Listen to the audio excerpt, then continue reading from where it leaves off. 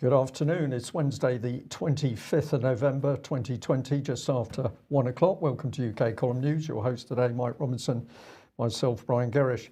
Well, we should start with Rishi Thelema. Yes, Mr. Thelema himself. Rishi is giving his spending review. It's happening right now.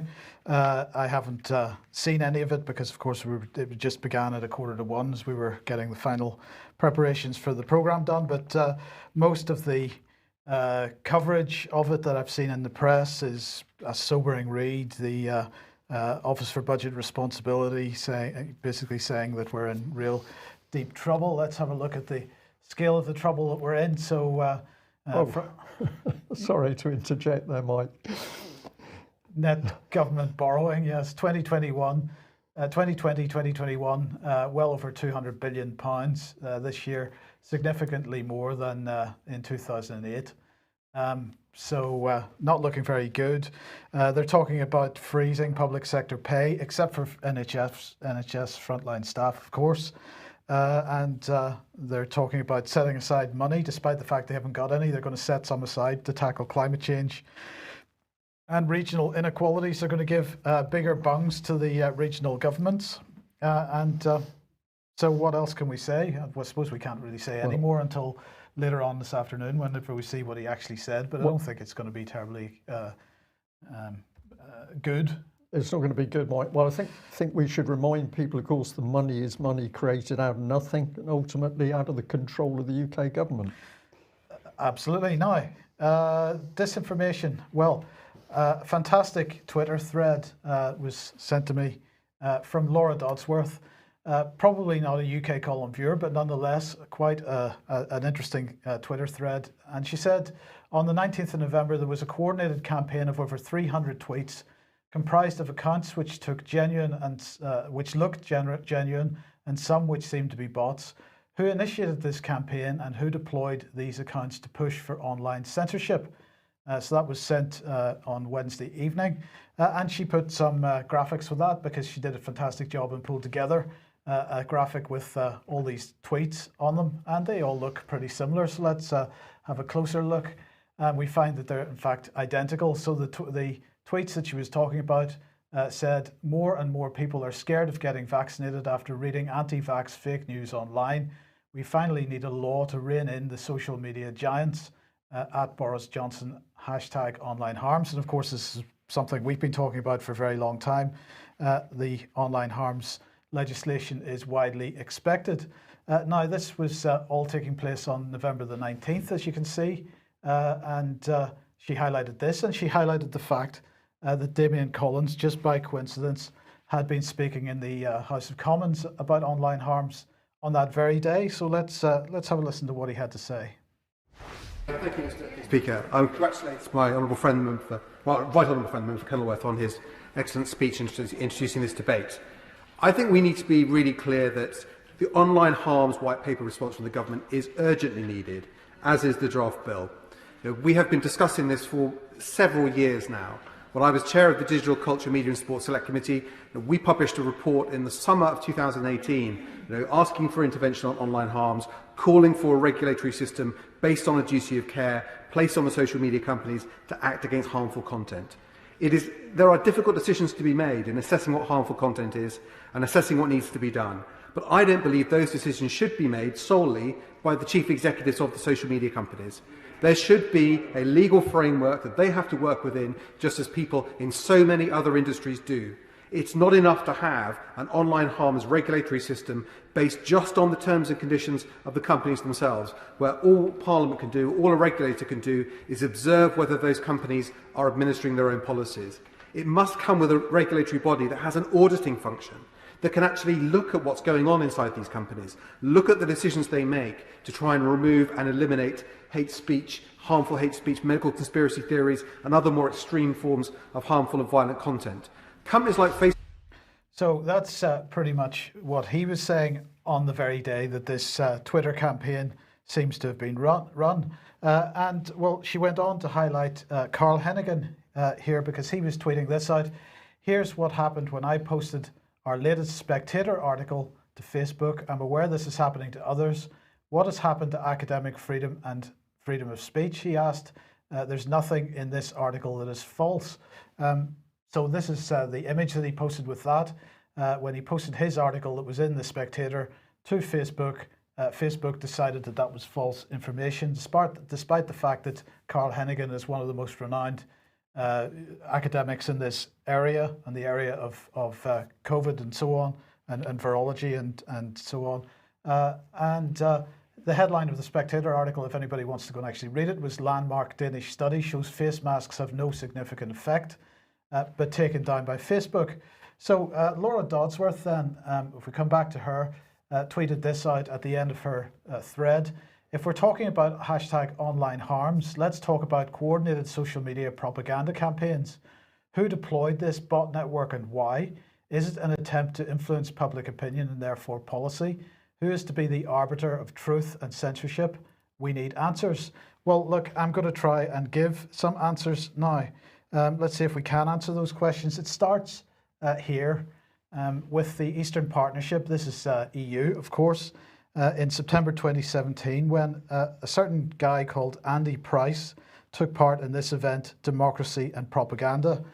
Here is an image from that, and there's Andy Price. It took place in the Hilton Hotel in London. It was organised jointly by the European Endowment for Democracy and the EU Eastern Partnership.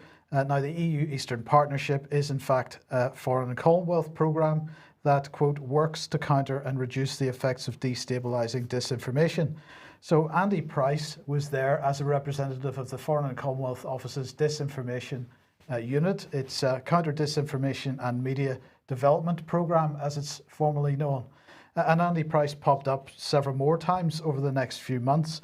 He took part in this event, a British-Ukrainian interagency consultation countering cyber threats held in London in March 2018. And he then went on in April of the following year. Sorry, this is still 2018, Disinformation, the Playbook and How to Fight It, the Brussels Disinfo Lab. And then in October, he took part in the Atlantic Council Stratcom event. He was in session 3 of that on October the 3rd. You'll not find this on the Stratcom website anymore. It's been taken down, but you will find it if you want to go looking on the Wayback Machine for this information. You find Andy Price's name on that. Now, every session of this event, of the Stratcom event in 2018, was put on YouTube, Brian, every session except for this session. So the session that Andy Price took part in was not broadcast on YouTube. Everything else was broadcast live. That effectively means censored. That was censored. Absolutely, but yeah, he's on the list. So that was where we discovered this organisation, the Counter Disinformation and Media Development Programme from the Foreign and Commonwealth Office. And of course, that organisation claimed to be about countering Russian disinformation in other countries. So it was all about Foreign Office pushing out British soft power into other countries to counter Russian disinformation, particularly in Ukraine, which is why Andy Price was at that Ukrainian-British event. But then what happened?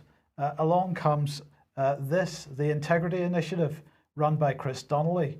And the Integrity Initiative was in fact a Foreign and Commonwealth Office counter disinformation media development sponsored project. And of course, this brought the work of the counter disinformation team straight back into the UK. So they're busy pushing anti-Russian narratives in Ukraine, and then through the Integrity Initiative, that was coming straight back into the UK again. Well, unfortunately, for the Integrity Initiative, their website was hacked. Those documents became freely available on the internet, and they ended up having to issue a statement on Russian media publication of hacked documents. Well, of course, it wasn't Russian media publication. This was anonymous that carried out this hack. Nobody actually knows who was specifically behind it. It was published on an anonymous linked website. And then, yes, some Russian media did pick it up, but so did the UK column, and so did a number of other organisations. The Integrity Initiative, as I say, pushing the Foreign Office's counter disinformation narrative back into the UK, and they were doing it with the help of journalists such as Edward Lucas from The Economist, Cara Carol Cadwallader from The Guardian. Well, as I say, that is a Foreign Office anti-price project, but also people like Ben Bradshaw were involved.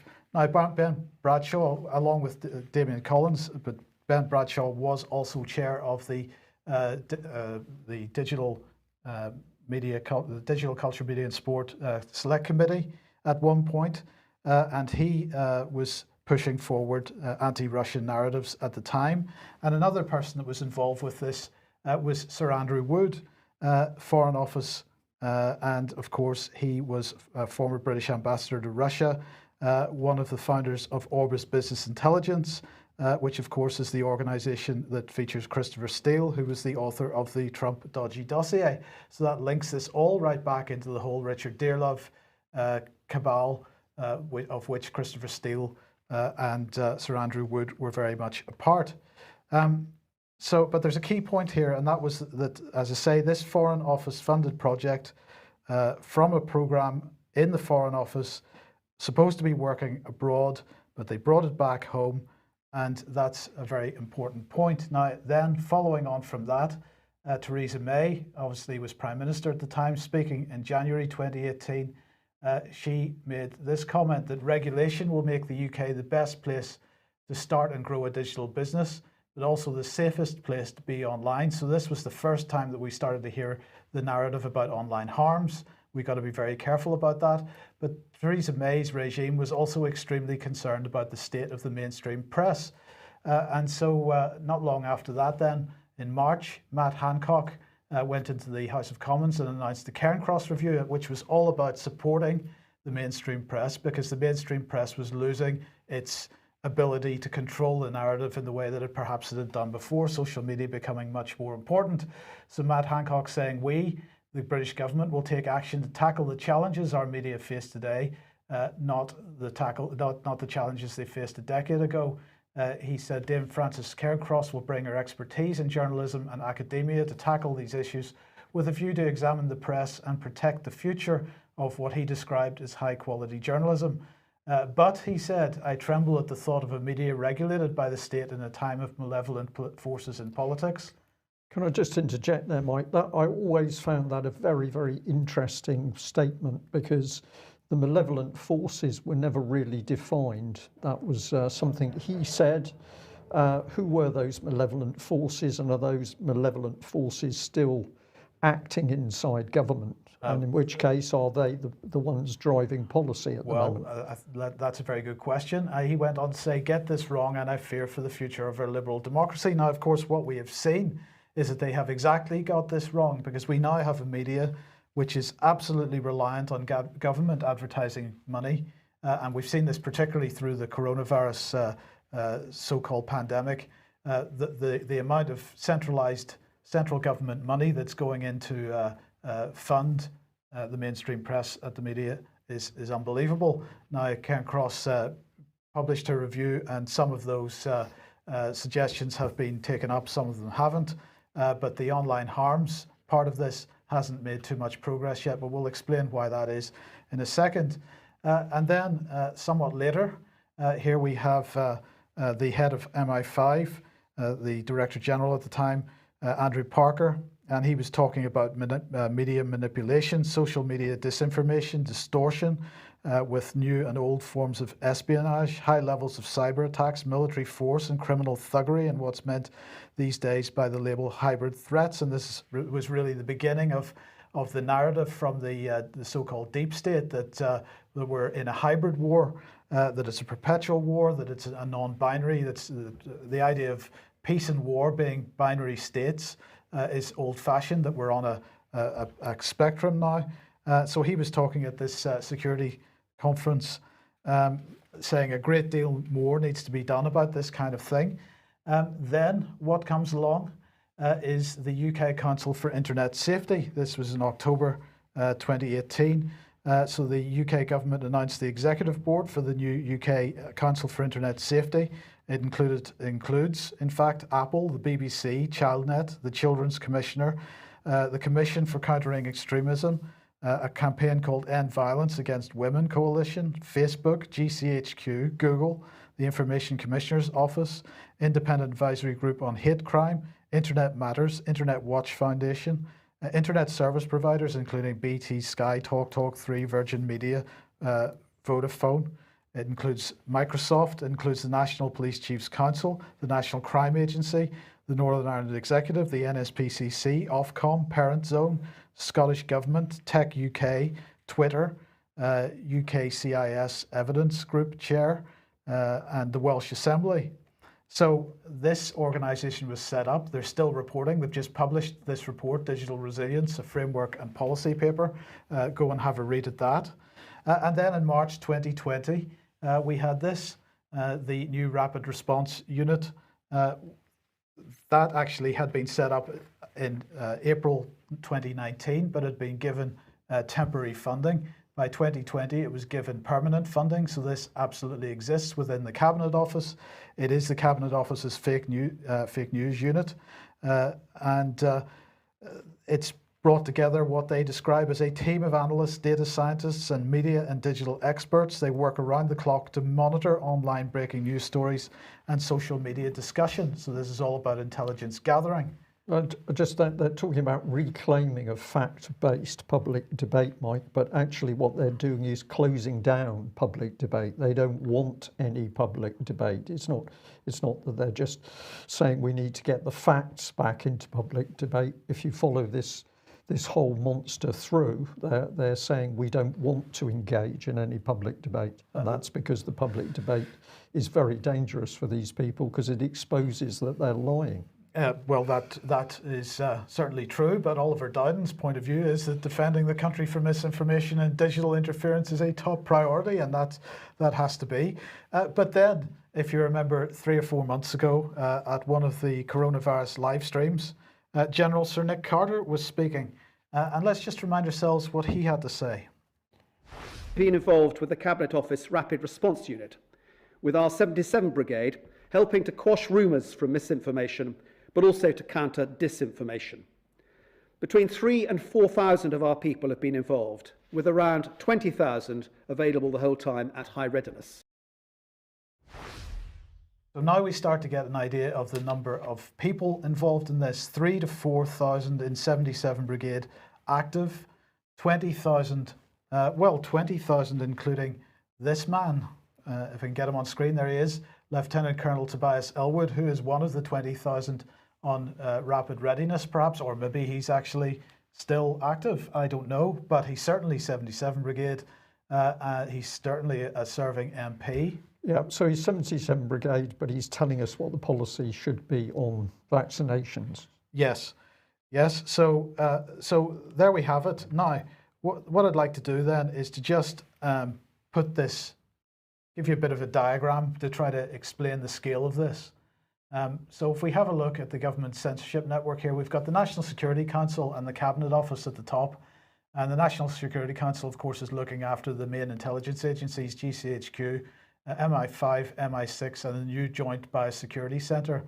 And these guys are absolutely involved in monitoring social media, monitoring the spread of information across social media, and actively involved in engaging with that themselves.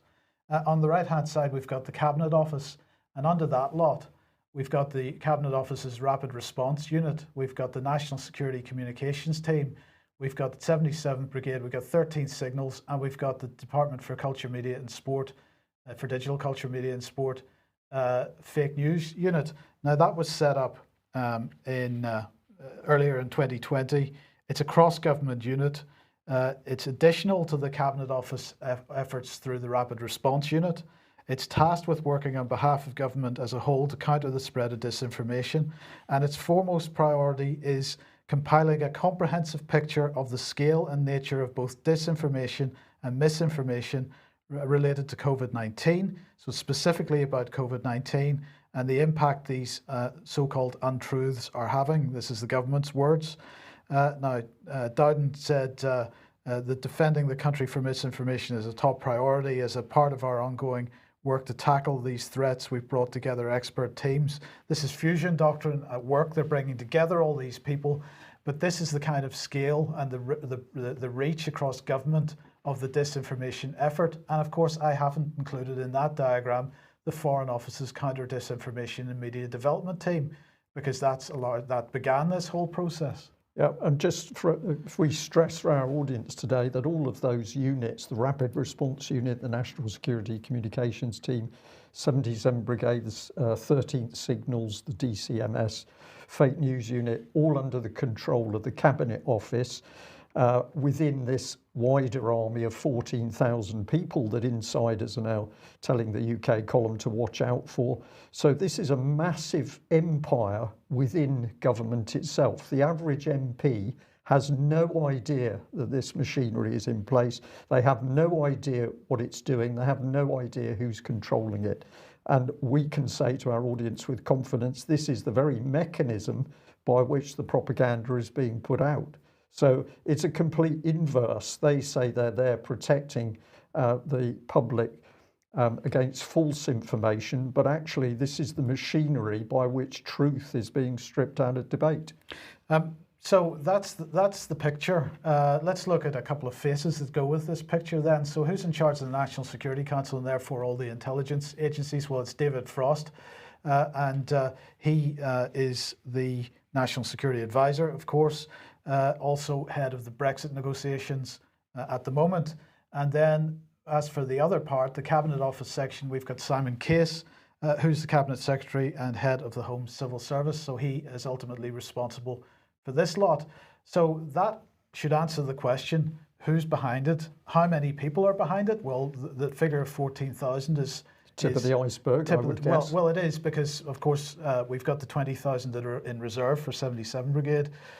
So that's probably 14,000 active within the Cabinet Office, within 77 Brigade, and within the Department for Digital Culture, Media and Sport.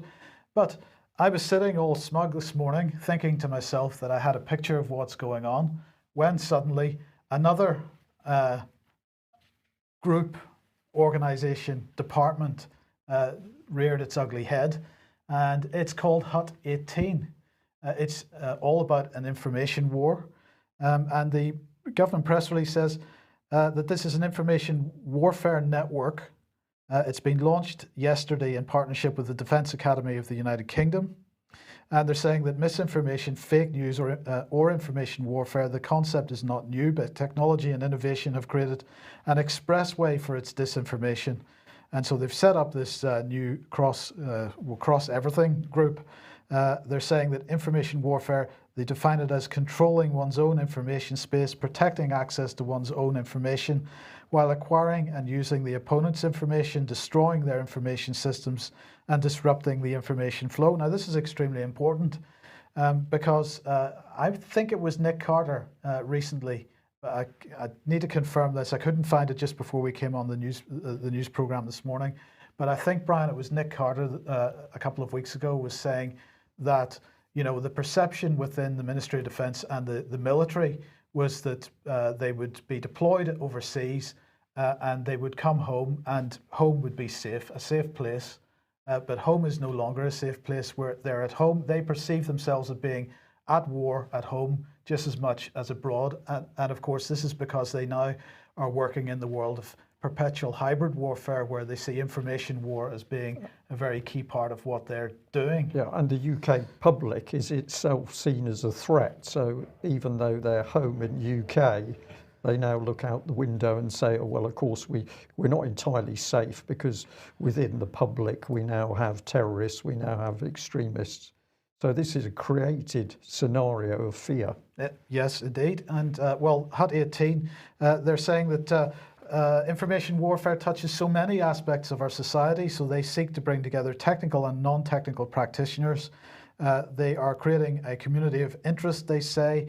It's going to involve practitioners, policy makers, thinkers within the Ministry of Defence, if there are any, as well as other government departments, academia, industry, international community. Its mission is to connect, inform, support, collaborate, and exploit cyber information advantage and information outreach through education, events, and experimentation.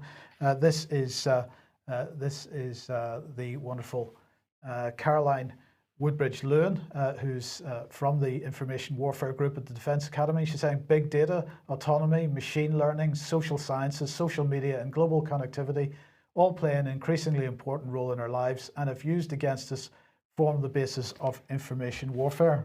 I just want to say on this Defence Academy, if people do their own research into Defence Academy, I'm pretty confident that what you're going to find is links between Defence Academy and big companies, and particularly the big consultancy. So you're going to find that you're not dealing with the military, you're dealing with a collaboration unit between the military and globalist companies and consultancies. So effectively this goes round in one big loop.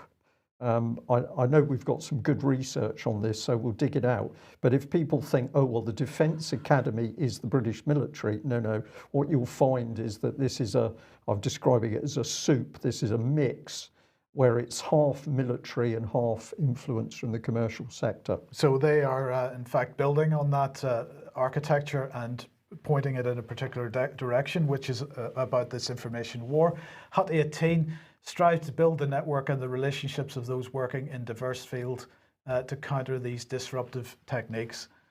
I mean, what can you say? Well, I pick up on the word disruptive, Mike, because we had a video clip of a gentleman which we identified through our work exposing the political charity Common Purpose. And of course, what was he talking about? The need to get into organisations and disrupt them.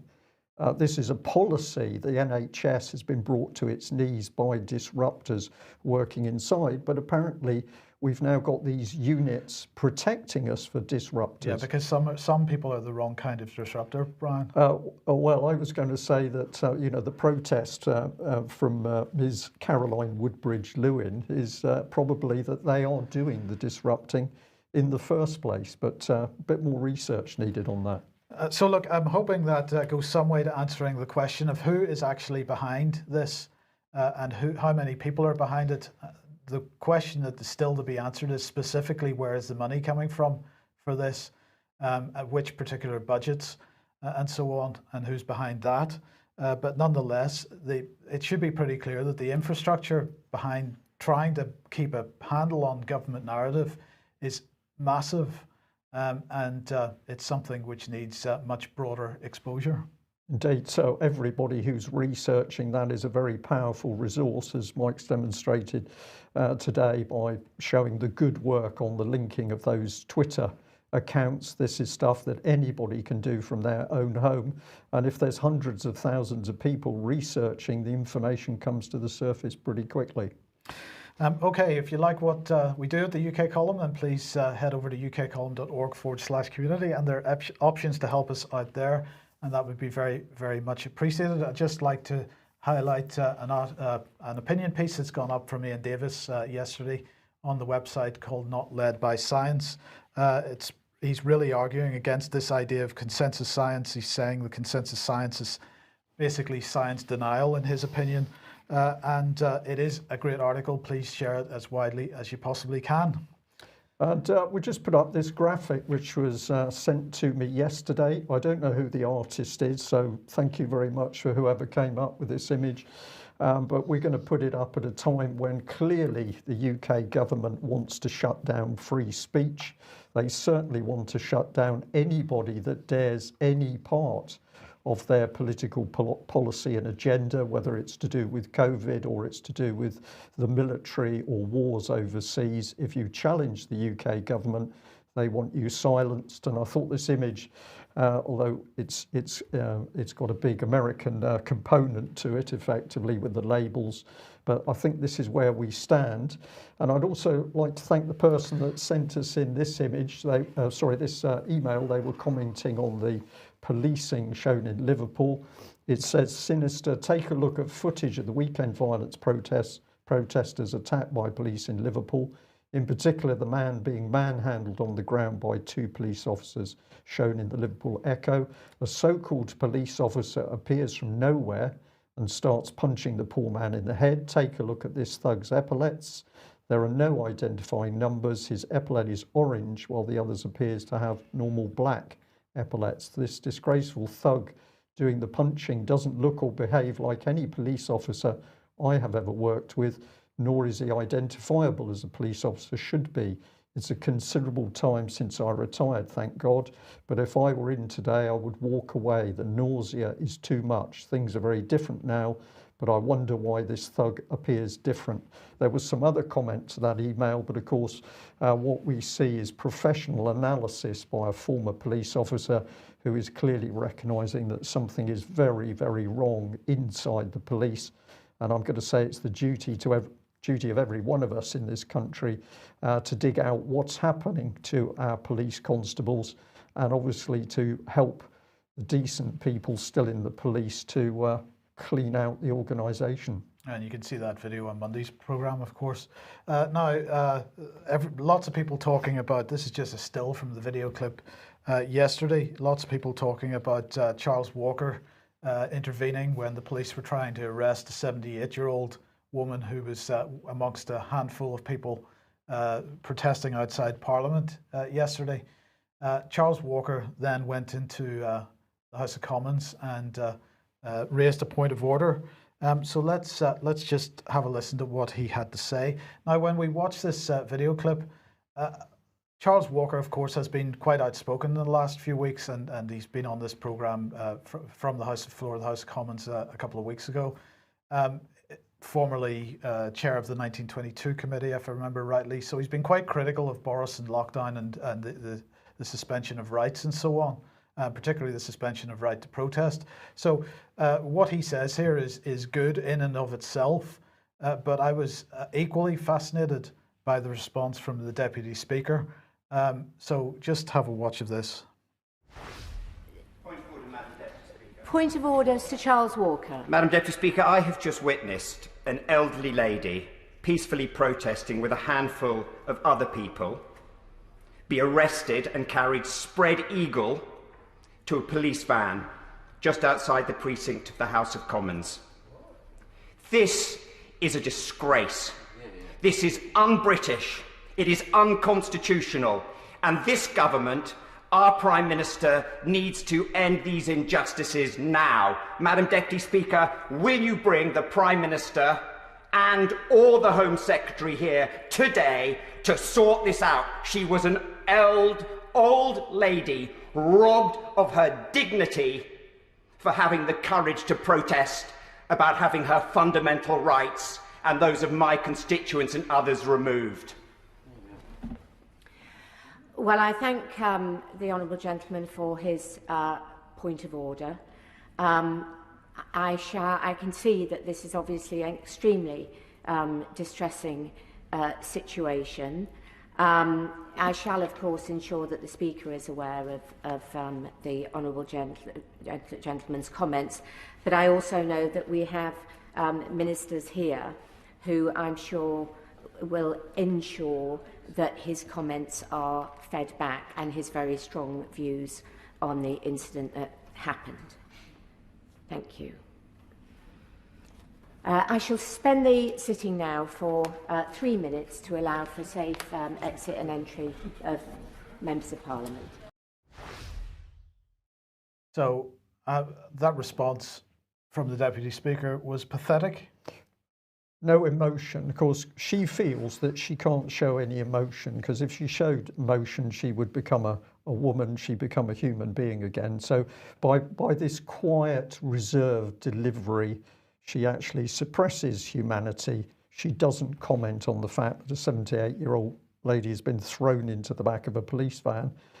So she's deflecting. But she also says, what does she say? You're very passionate. Well, that actually, she's being rude to him, because what she's actually saying is, oh dear, you've broken the parliamentary protocol by actually daring to show some emotion in the House. So there's some pretty vicious psychology going on in this. But they've all walked into that room. They've sat in the room with COVID, the virus, floating around. But now they're going to leave the room safely with a 100-yard gap between them, 3 minutes for 3 people. Yes, that sounds about right.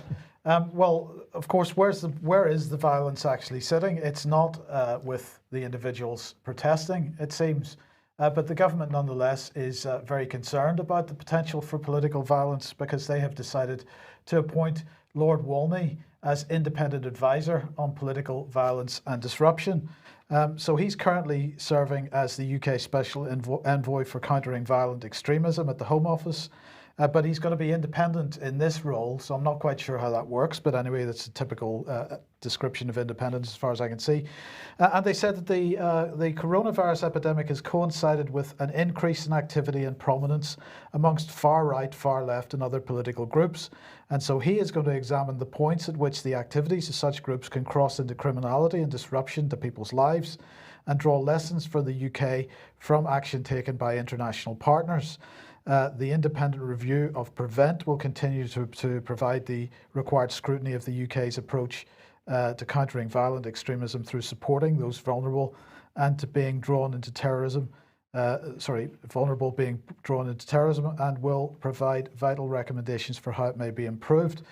So this is what he had to say. I'm really pleased to be asked to advise the government on how groups from across the political spectrum are seeking to exploit the fear and uncertainty of this period in the UK and elsewhere. And I'm just going to ask everybody watching this program, have you seen this? Have you? Because I would like to see it. I have not seen anybody using, seeking to exploit the fear and uncertainty of this period from far left or far right groups specifically. But where I have seen it from is the British government, and particularly Spy B and SAGE. And let's just remind ourselves of this document, which the UK column exposed first in March. Options for increasing adherence to social distancing measures from Spy B, the use of the media and utterly complicit and paid for media to increase a sense of personal threat. And they absolutely felt that this was effective in making sure that people adhere to social distancing measures if accompanied by other options. But nonetheless, the only group, body, institution, organization that I have seen specifically exploiting the COVID-19 narrative to build fear is the British government. And you can't be less direct than that, because the trail is straight back to the Cabinet Office and the British government. And it's been the UK column alone that has exposed this trail back to the 2010 Behavioural Insights document, Mindspace, where the government was boasting that it could play with people's minds and they wouldn't know what was happening. So the trail goes straight back to the government, it goes straight back to David Cameron, and of course David Halpin was the man working alongside the French neuro expert Oliver Willier, who was part of Sarkozy's team. So this was a joint Franco-British effort to use applied psychology to get the political agenda across. Well, if we're concerned about what's happening in UK and how UK police are acting in an increasingly brutal way, enough for an MP to make a statement in Parliament, the same is happening in Germany. Let's just have a look at this video that we've got here, which is Dr. Alexander Gurland, who's chair of the Alternative for Germany group. Now, they are generally labelled as being right-wing. Excuse me. We're not interested in that description. We're interested in listening to what the man had to say. Let's listen to his address. We'll watch or it. part of gesellschaftlichen Gefüge. Wenn die Regierung und regierungsnahe Medien diese Teile der Bevölkerung stigmatisieren und beschimpfen oder gar mit dem Verfassungsschutz bedrohen, statt mit ihnen zu reden, werden diese Risse tiefer und das Misstrauen wird größer. Und, meine Damen und Herren, wenn Abgeordnete von der Polizei zu Boden geworfen werden, dann darf man fragen, wo sind wir eigentlich angekommen in diesem Land? So if we just do some comment on that, a short clip encouraged people to actually look at the total address that he gave. But basically he's saying what's happening in Germany is we've got more and more state surveillance, and now we've come to the situation where members of the Bundestag can be thrown to the ground by the police. And of course there's been enough videos on alternative media showing this brutal behaviour by the German police. Now, we commented on this. yesterday we tweeted out that video clip, but we also put links through to the full speech so that there was no doubt at all what the man said and in what context. So we labelled this as news you will not see or hear on BBC News propaganda machine. And he was warning about what was happening inside Germany, but remarkably we see the same style of government coming into UK under the Conservative Boris Johnson UK government of occupation. Well, we got some response, and I think it was very interesting to see how people responded. So this lady said this: "Thank you for this. I was never a supporter of AFD, but this speech is totally brilliant." And what I think is so totally brilliant about this reply is somebody is recognising that they haven't agreed with the overall agenda of the AFD party, but when they listen to the words of the man and what he's actually talking about in this case, they can see the warning and they can understand what's being said. So a very clear, concise response. Contrast it with this one. So we've got Simplicius. He says, "This guy is an AFD representative. He does not speak for the majority of Germans, nor do the mask refuseniks and conspiracy theorists." So here's the aggressive unpleasantness coming in, and comparing the current German government with Nazis is an insult to those killed by the Nazis and to all those who survived their rule. Well, that's a pretty hard line, so we decided we would respond to this gentleman, and we sent him back an image of the White Rose. And if you're not familiar with this, this is a resistance movement that was inside Germany itself. The young people involved were sentenced to death and they were guillotined. Particularly brave young people standing up against the Nazi regime. So we included this back to Simplicius. He's no doubt annoyed because I added an O to his name, but never mind. Your reply, Simplicius, misses the evidence and engages the rhetoric, an insult to those killed by the Nazis, ? Your reply is an insult to the brave young German people that stood up to the Nazi regime, now reappearing in Germany and UK. Censorship, state security and arrests, wake up. Well, we didn't have to make any of that up, and I'm putting the link here. You can freeze this to see it on screen, but if you haven't watched a film called The Final Days, which tells the story of these very, very brave young people within Germany, I would encourage you to do it and think about what we are particularly warning about on UK Column News today. Well, let's take a break to a new subject, because through the letterbox, many people are getting this. Quite an extraordinary envelope, Mike. Thank you very much to the person who sent this in to us. So it's from the NHS. It's covered with warnings: private and confidential, addressee only, do not forward. Important healthcare. Did you know every missed appointment costs the NHS around £160? If you cannot make an appointment, please let us know. Someone else might really need it. I found that a bit bizarre because everybody's saying they can't actually get an appointment to miss at the moment, Mike. Yeah, that's a disgraceful comment, actually. Yeah, disgraceful, isn't it? So this is a very cynical envelope itself, because it's using applied psychology to alarm people. This is to make them fearful that something is happening. It almost looks like a final Inland Revenue demand letter. Well, if we take a look inside, I know this one's a bit difficult to read, but we'll pop it up on screen in a second. It's covered with barcodes and scan images, which obviously show the scale of digitisation. Nevertheless, it's been sent out as a letter. Let's have a look. I've made up the name Delia Jones. Dear Delia Jones, I'd like to remind you to book an appointment at your GP practice or pharmacy to get the flu vaccination. It's important that you get vaccinated, as your age means that you're at greater risk of complications from the flu. So this is coming into people over the age of 65. Why do I need a flu vaccination? It says, getting vaccinated each year helps to protect you and others from the latest strain of flu. It goes on to say a variety of other things. Visiting your GP practice or pharmacy, your GP practice and the pharmacies in your area will have a range of measures in place to keep you safe from COVID-19. But I thought this was about the flu. Well, it's mixed, of course, because this is a scare tactic. It's go and get a flu vaccination, but what we really want to do is give you a COVID-19 vaccination. But that sentence doesn't make sense, does it? Your GP practice and the pharmacies in your area will have a range of measures in place to keep you safe from COVID-19. But we're told we haven't got any measures to protect us from COVID, which is why we're all locked up at home. This is applied behavioural psychology going on.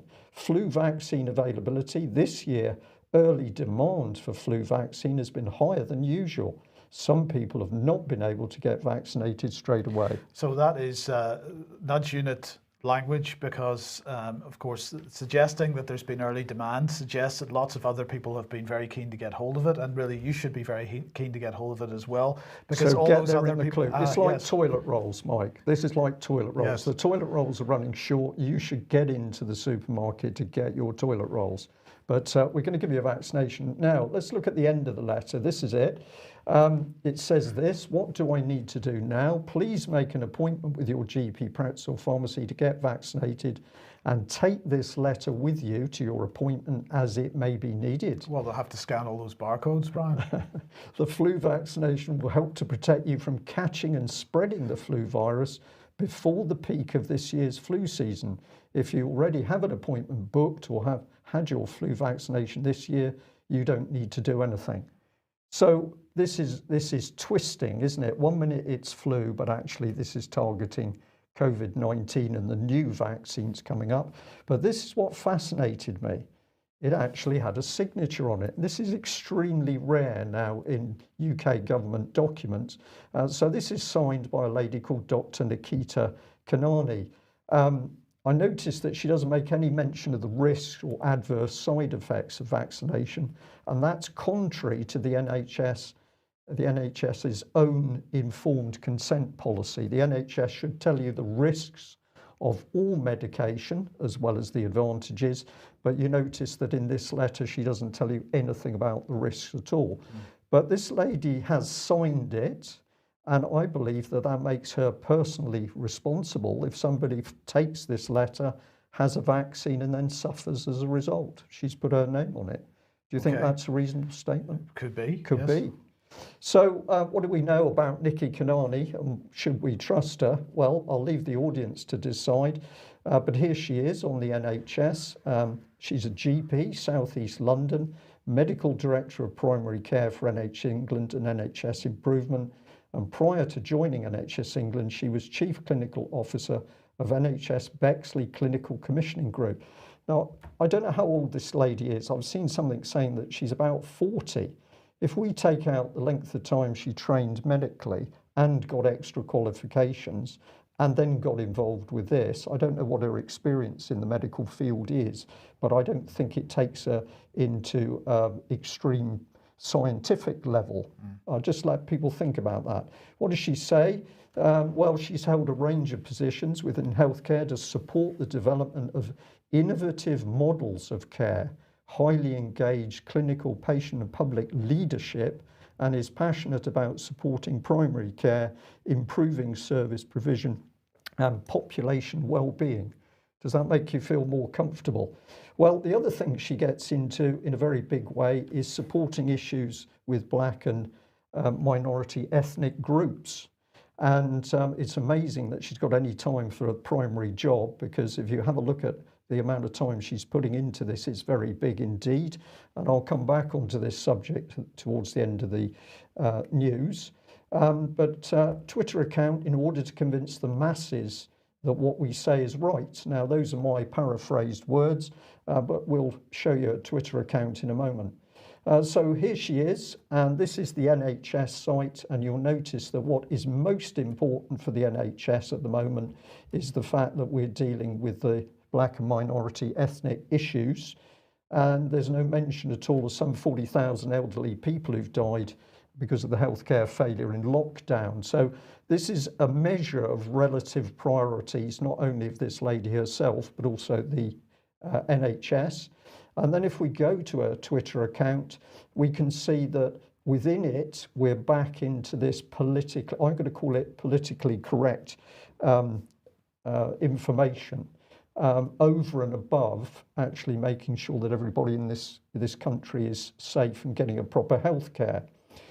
So let's have a look at the sort of thing we can find. So here she has retweeted this particular tweet. Good news as far as I'm concerned, and we need to do what we need to do to convince the masses that this is the way to get back to a degree of normalcy. That's vaccine related, I presume? Well, yeah, because at the bottom, she's the original tweet is pushing the BBC breaking news. So you now know that you're dealing with an elitist group. We are just the masses. We can't really think for ourselves. So they need to do what they think is what they need to do in order to get us back, not to normality, but possibly a degree of normal life. I'm going to suggest that these are people that need to be watched very carefully. And have a look at this one. Reminder, women do not need to be polite to someone who's making them feel uncomfortable.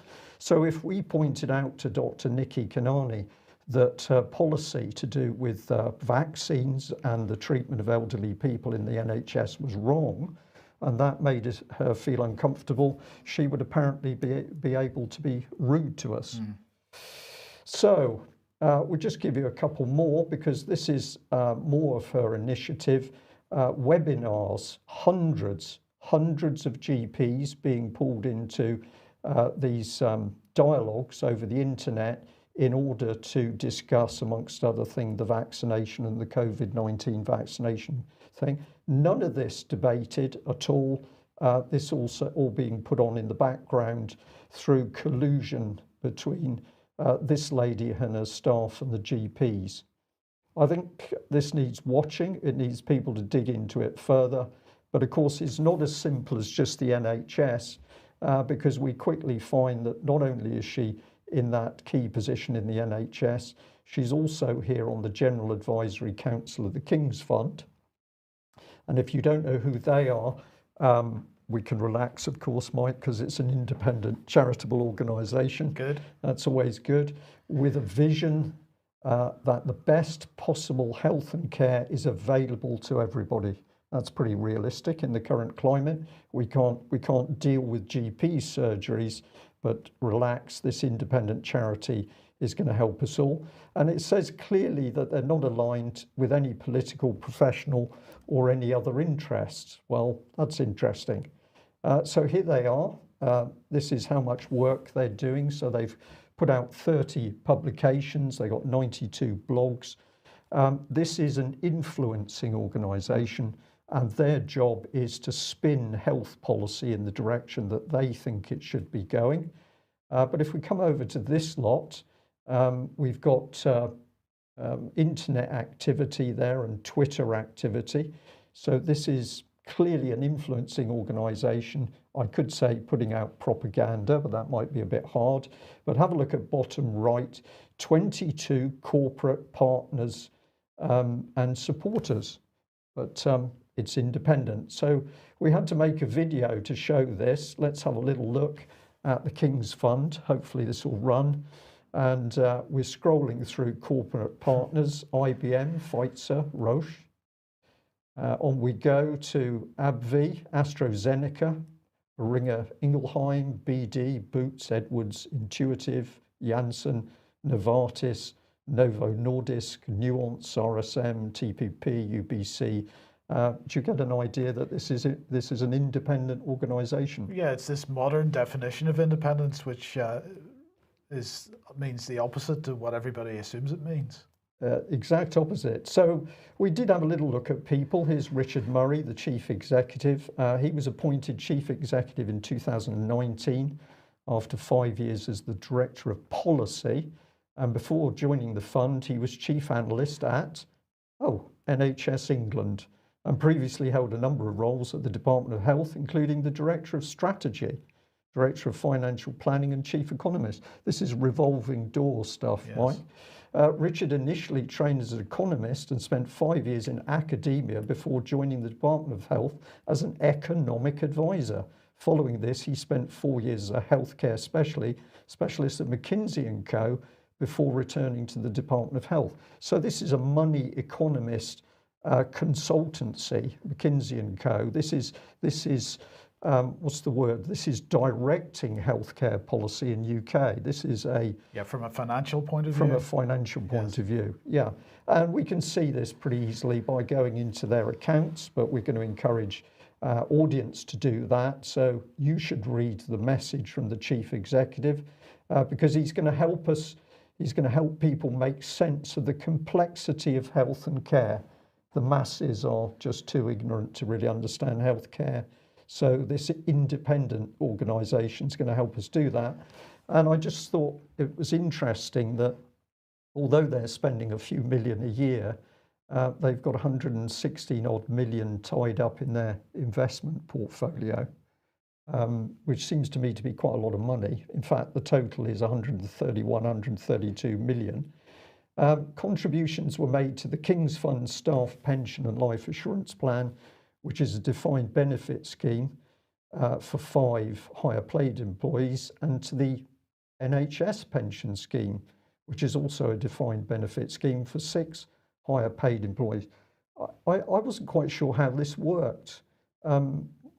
Why is this organisation contributing to an NHS pension scheme? Well, I suppose those 6 higher paid employees probably have an NHS pension that they are continuing to pay into, even though they've moved across the King's Fund, which of course is completely independent from the NHS. It's independent from the NHS in every way. So let's just end the little segment by Dr. Nikki Kanani, and here she is circulating her own self-praise with a couple of little hearts for herself, because Dr. Ragshri Dawanya, if I pronounce that Dariyawan.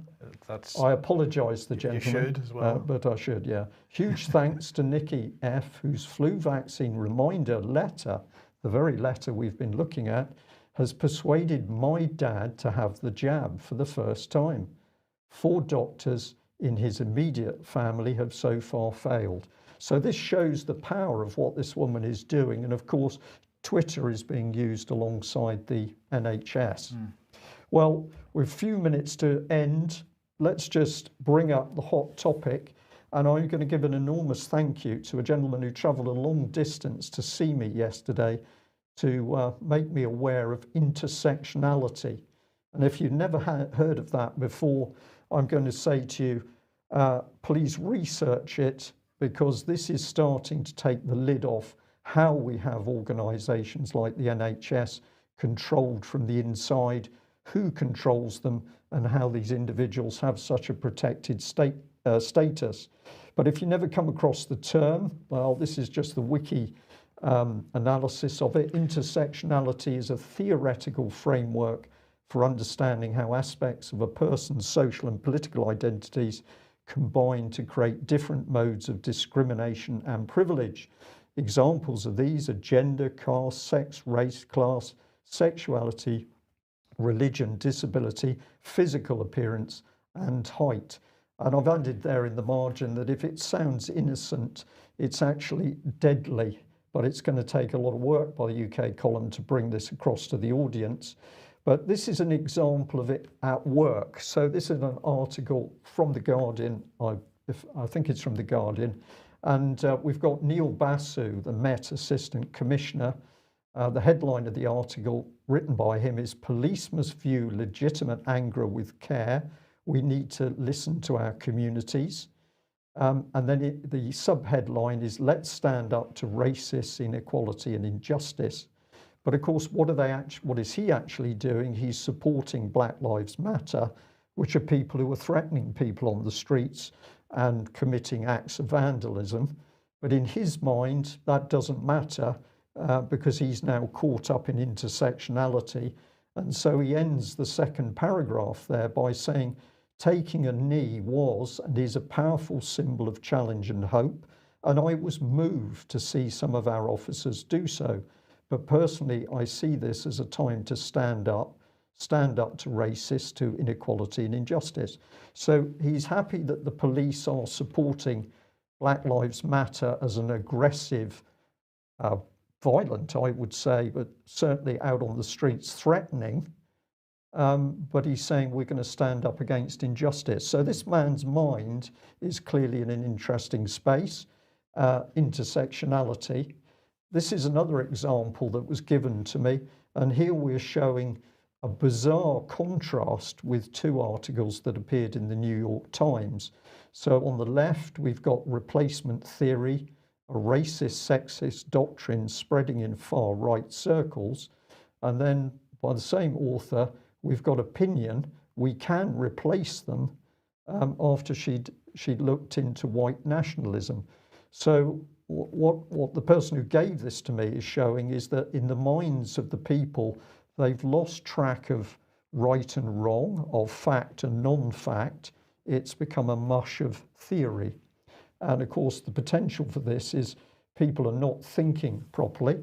And here we've got former permanent secretary for the Department of Education also promoting Black Lives Matter. So we've got a Tamara Finkelstein saying, as a leader, I know there's more to do to fight racism. My personal commitment, I will listen, I will learn, I will act. And Jonathan says, well said, Tamara, so much to be upset, angry and outraged by, and so much more for us to do to show we really get it. And we're doing all we can, not least tackling the whiteness. This is intersectionality, the whiteness of Senior Whitehall. And then he's promoting an aggressive organisation called Black Lives Matter. So the point being made to me is, why can't this man think properly? Well, he can't think clearly, he can't use his cognitive processes because he's been reframed by intersectionality. And we'll do more on this in due course. But I'll just bring in these two closing slides for you today. This one I thought was really excellent from Financial Times Live. Governance is no longer equal to government. Government is but one player in the new framework. And that is exactly what you've described, Mike, in your opening section on censorship and the spying on the public by the state. It's within, I called it a soup of other organisations. Well, indeed, and this is why, for example, in the One World Governance series of articles that we've published on the UK Column website, the word governance was chosen very specifically because government isn't really part of it. No, it's only, or at least it is only one part of it, of a much broader civil society. Exactly, this is big yes. society operating. And just to ensure that everybody does know that UK Column is paying attention, this was the image taken from a passenger a couple of days ago on the A38 near the UK Columns. Stay home, essential travel only. Now, apparently some people have been reading that it's stay home, essential travel only. So if you've got essential travel to do from home, please carry on and do it. Right. It's very confusing. We'll leave it there. Yes. All right, thanks for joining us. We will be back at the same time on Friday. Bye-bye. Bye-bye.